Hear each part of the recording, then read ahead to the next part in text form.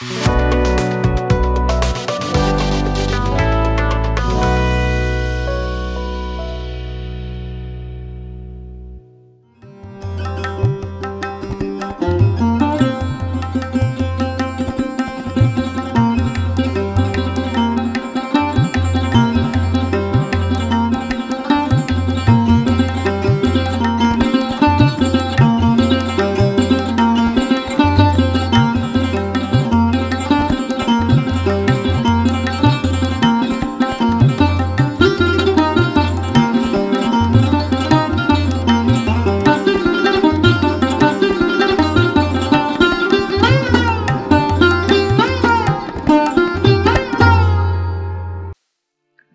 जीशु ख्रीष्ट अति बहुमूल्य नाम संपर्क इंडिया द्वारा प्रस्तुत कार्यक्रम नुआ सकाल आशार आज अध्याय मुझे स्वागत जनाए। प्रभु आपण प्रत्येक को आशीर्वाद करूँ।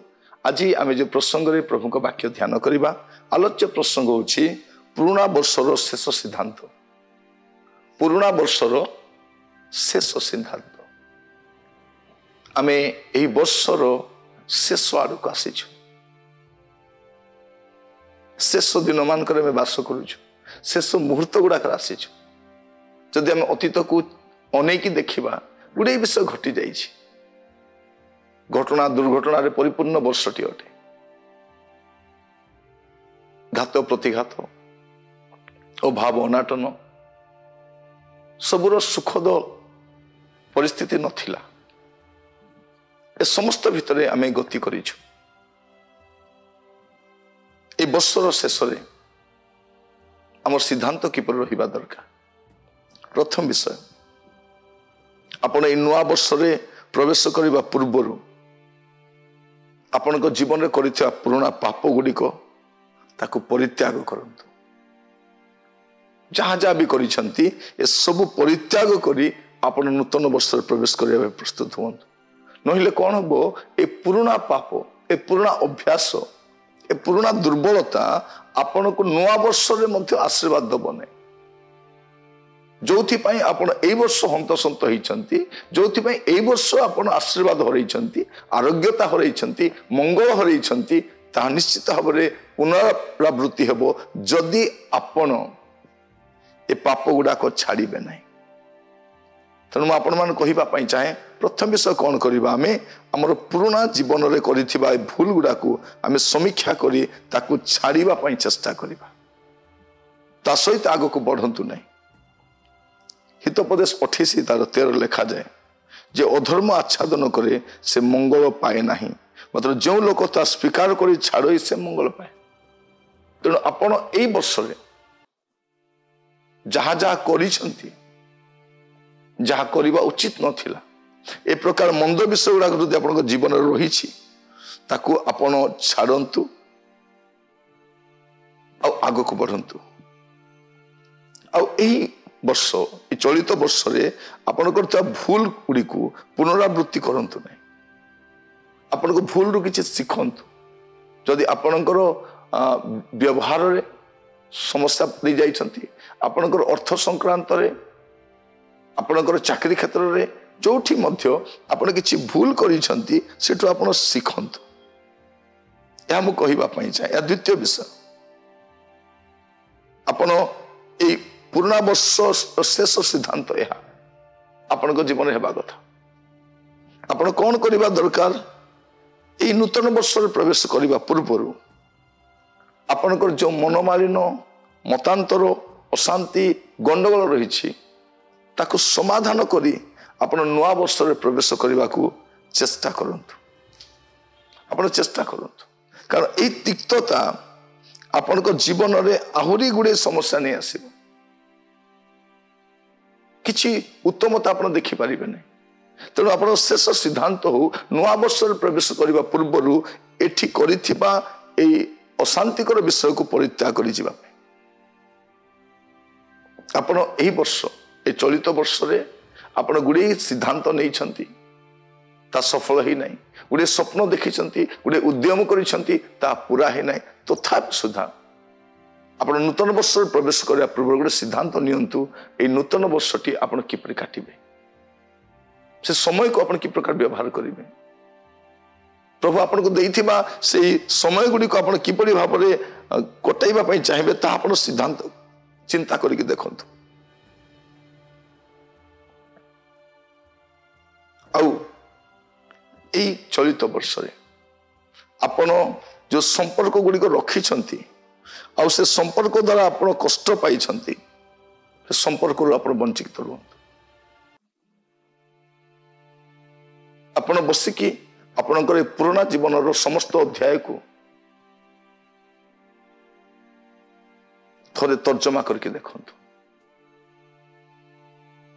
अब प्रभु एई वर्ष रे ए चलित वर्ष रे ए पुराना वर्ष जा आपन परित्याग करि जाउछंती एई वर्ष रे प्रभु आपनक जीवन रे जहा जा उत्तम कार्य सब करि छंती ताको आपन भूलंतु नै। केवल मंदता ही नथिला, केवल विफलता ही नथिला, अशांति ही नथिला, अभाव ही नथिला, अनेक उत्तम विषय भी थिला। से गुडी को मने पकाई प्रभु को धन्यवाद दियंतु, प्रभुकर जयगान करंतु।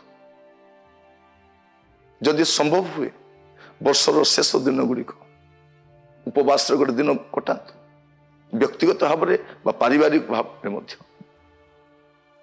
निजर जीवन को पुनरावृत्ति करिकी देखंतु कि प्रकार आपण जीवन को काटी छंती। सब विषय आपण चक्षु आगे खेल जीव आपण जानी परिबे एगुडा को कौन सब करि छंती। प्रभु को धन्यवाद देबा पे मध्य हृदय प्रस्तुत थाओ। निश्चित भाव में अनेक प्रकार अप्रीतिकर विषय घटी थी, अनेक प्रकार समस्या दी गति करेंगे, अनेक प्रकार परिस्थिति आपण को कष्टदायक थी, तथापि सुधा गीत रचक कौन कहते गीत 103 रे तार प्रथम 2 पद, हे मोर मन सदा प्रभु को धन्यवाद करो, हे मोर अंतरस्थ समस्त तांको पवित्र नाम धन्यवाद करो। हे मोहर मन सदा प्रभु को धन्यवाद करो और ताहांकर मंगल दान सबू पासर नहीं। तेणु ए वर्षर ए पुराना वर्षर शेष सिद्धांत रे ए सिद्धांत भी नियंतु जे प्रभु आपण जीवन रे जहा जहा करिसंती सेति पय धन्यवाद देबा पय, कृतज्ञता स्वीकार करिबा पय, प्रभु को कतिरे आपणकर हृदय रो भक्तिपूर्ण सम्मान जणाइबा पय चेष्टा करंतु। कारण प्रभु जदि न थांते एबे पर्यंत आपण आसी न थांते। आपण को अनेक प्रश्न रो उत्तर ए वर्ष पाई नांती, अनेक समस्या समाधान हेई नै, अनेक आवश्यकता पूर्ण हेई नै। तेणु हुए तो प्रभु आपण नुआ वर्ष दउछंती। नुआ वर्ष गोटे नुआ आश्वासना, नुआ संवाद, नुआ आशीर्वाद, नुआ अभिषेक आपण अपेक्षा करूथि। किंतु ए पुराना वर्ष जो सिद्धांत नेबे ताहा ही आपण को नुआ वर्ष रे सहाय्य करियो। प्रभु आपण मान का आशीर्वाद करंतु। प्रार्थना करिबा। अनुग्रहकारी पिता परमेश्वर, आपण वर्ष सारा हमर जत्न नै छंती। आपण नथिले हम आसी पारि न थांतु प्रभु। अनेक प्रकार परिस्थिति मान दी गति करिछु, तारी मध्य रे प्रभु अनेक समस्या, अनेक घात प्रतिघात दी गति करिछु। मु प्रार्थना करूछि प्रभु प्रत्येक को दया करंतु, प्रत्येक को अनुग्रह करंतु प्रभु। जेपरी ए वर्षर शेष आड़ को बसिकी जीवन समीक्षा कला बेल को आमर पाप दोष दुर्बलता स्वीकार करूँ, गोटे नुआ जीवन नहीं आग को बढ़ी पारू। एथि साहाय्य कर प्रभु। विफलता और शिक्षा ग्रहण करने साहाय्य कर।